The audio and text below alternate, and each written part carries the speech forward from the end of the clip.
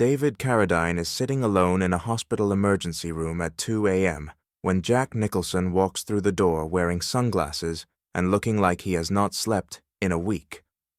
What Jack asks him in the next 20 minutes is not about movies or fame. It is about how to play darkness without letting darkness play you. Los Angeles, California. October 1982, Saturday night, 2:17 a.m., Cedars-Sinai Medical Center, emergency room waiting area. The fluorescent lights hum overhead. That particular hospital, hum that never stops. The smell of disinfectant and stale coffee, and human anxiety. David Carradine sits in a plastic chair against the wall, his left hand wrapped in a temporary bandage. A small accident at home, broken glass, deep cut, needs stitches. Nothing serious, but serious enough to be here at 2 a.m., waiting for a doctor who is dealing with actual emergencies. The waiting room is nearly empty. A drunk man sleeping across 3 chairs in the corner. A worried mother with a coughing child. An old man staring at nothing. The graveyard shift. The hours when hospitals see the things people hide during daylight. David is tired, has been waiting for an hour. Reads a magazine from 1979 that someone left behind. Tries to stay awake, tries not to think about how this is what his Saturday night has become. Alone, injured, waiting. The automatic doors slide open. A man walks in. Leather jacket, sunglasses despite it being 2 a.m. and inside. Baseball cap pulled low. The posture of someone trying not to be recognized. The energy of someone who is always recognized anyway. Jack Nicholson. Even with the disguise, David knows immediately. Everyone knows Jack Nicholson. The eyebrows, the grin, the way he moves like the world is a joke only he understands. Jack walks to the reception desk, speaks quietly to the nurse. She shakes her head, points at a clipboard. Jack signs something, looks around the waiting room for a place to sit. His eyes land on David. Recognition. Then that famous grin spreading across his face. He walks over, does not ask if the seat is taken, just drops into the plastic chair next to David like they are old friends. Carradine, David Carradine, the kung fu guy. He says it loud enough that the drunk man stirs. The mother looks over, the spell of anonymity broken. David nods. Jack Nicholson, the crazy guy. Jack laughs. That laugh. The one that made The Shining terrifying and One Flew Over the Cuckoo's Nest heartbreaking. Crazy guy. I like that. Most people say the Joker guy now, or the Shining guy. Crazy guy covers more ground. He looks at David's bandaged hand. What happened to you? Bar fight. Dojo accident. Secret kung fu mission gone wrong. Broken glass. Reaching for something I should not have reached for. Story of my life, brother. Jack pulls off his sunglasses. His eyes are red. Tired. The eyes of a man who has not slept well in a long time. I am here to visit a friend, but apparently visiting hours are a thing and 2 a.m. is not within them. Who knew hospitals had rules? He says it sarcastically, but there is something underneath. Something worried. Is your friend okay? Jack shrugs. Depends on your definition of okay. He is alive. He is breathing. He is also in a place where they do not let you leave when you want to leave. If you know what I mean. David knows what he means. A psychiatric ward. A friend in crisis. I am sorry. Do not be sorry. Be awake. Because we are stuck here together until someone decides to help us, and I have questions. Jack shifts in his chair, turns to face David directly. I watched your show, back when it was on. Every episode. You know why. David shakes his head. Because you scared the hell out of me. David almost laughs. I scared you, not you. Caine, that character, the way you played him, all that stillness, all that peace, walking through violence without letting it touch you. I watched it and thought, How the hell does he do that? It is acting. Bullshit. I know acting. I have been acting since before you knew what a camera was. That was not acting. That was something else. Jack leans closer. I just finished The Shining. 2 years ago. And I am still not right. Jack Torrance is still in here. He taps his temple. Kubrick had me go to dark places. Really dark. Deepest I have ever gone for a role. And when we wrapped, I thought, okay, it is over. Time to come back. But I did not come back. Not all the way. Part of me is still in that hotel. Still holding that axe. Still frozen in that maze. His voice drops. How did you play a monk for 3 years without becoming a monk? How did you do all that piece without it changing you? David is quiet for a moment. The question is real. The pain behind it is real. Jack Nicholson is not performing right now. He is asking for help. It did change me. Jack frowns. But you are not walking around like a zombie.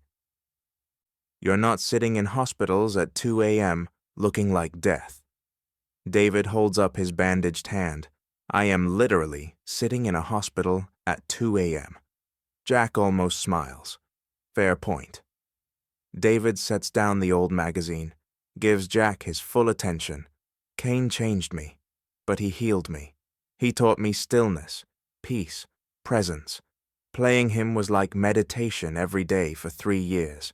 I went into the role one person and came out another.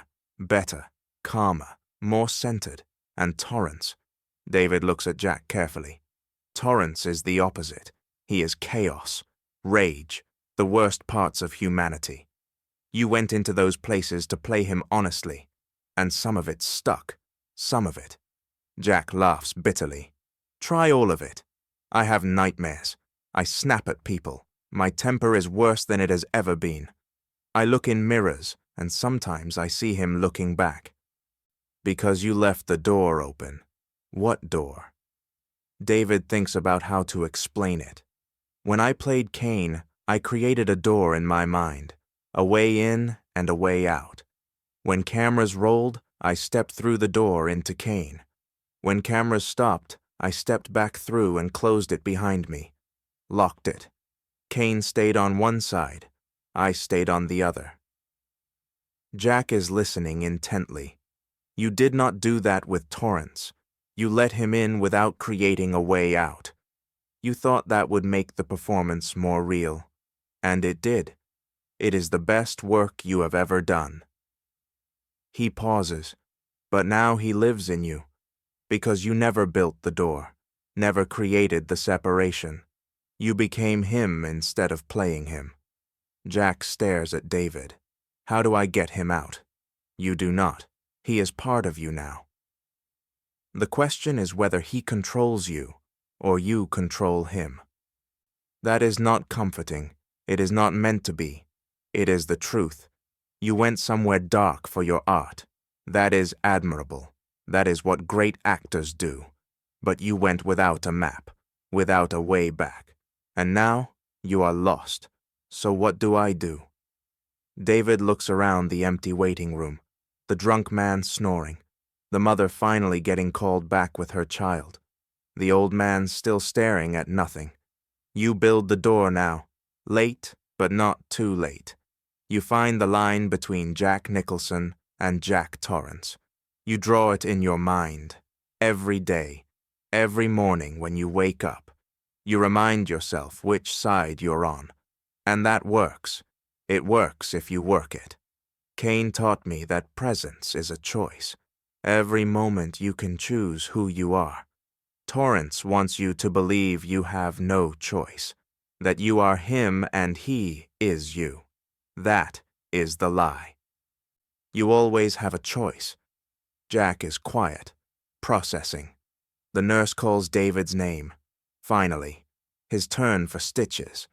David stands up. Jack looks up at him. You really believe I can separate myself from that character, after 2 years of him living in my head?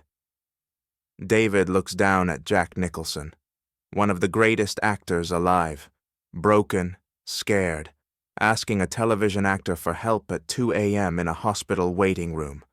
I played a peaceful monk for 3 years and found peace.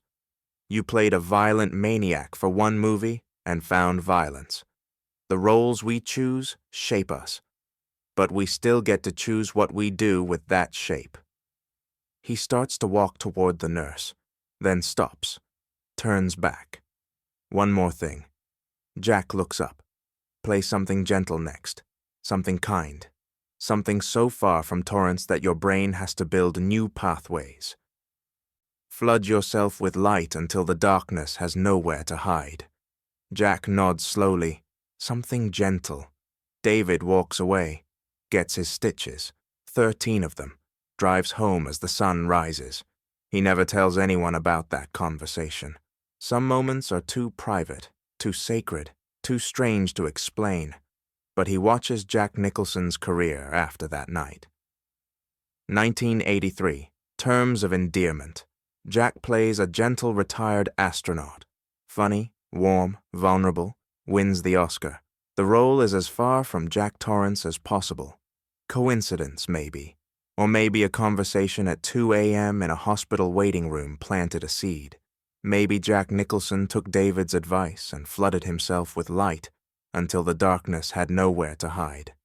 David never asks, never confirms, never claims credit. But every time he sees Jack Nicholson playing something warm, something human, something gentle, he remembers that night. The red eyes, the fear, the question that was really a cry for help. How do you play darkness without letting darkness play you? You build a door. You draw a line. You choose who you are every single day. And when the darkness gets too deep, you flood yourself with light until you remember which side of the door you belong on.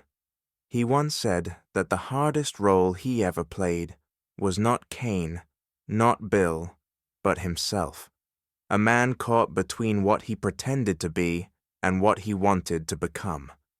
And maybe that is why his story still resonates, because we all know that feeling, the gap between the mask and the face beneath it. Is there a moment in your life where someone saw through your mask? Or a moment where you finally took it off yourself? David Carradine walked through Hollywood for 50 years, carrying questions most people never ask out loud, about authenticity, about legacy, about what it means to be real in a world that rewards pretending. If you want to know the real stories, the ones they did not put in the interviews, you are in the right place. We are peeling back the curtain on the man behind the monk. If this story moved you, hit that like button. It helps more people discover these untold moments. Do not forget to subscribe to David Carradine, The Untold Path. We are just getting started. There are stories about Elvis backstage, about the letter Bruce Lee never got to send, and about the train ride that changed Sean Connery. You do not want to miss what is coming next. Leave a comment below. What is your favorite David Carradine role? And did you know he carried this much weight behind the calm? I will see you in the next video. Walk the path.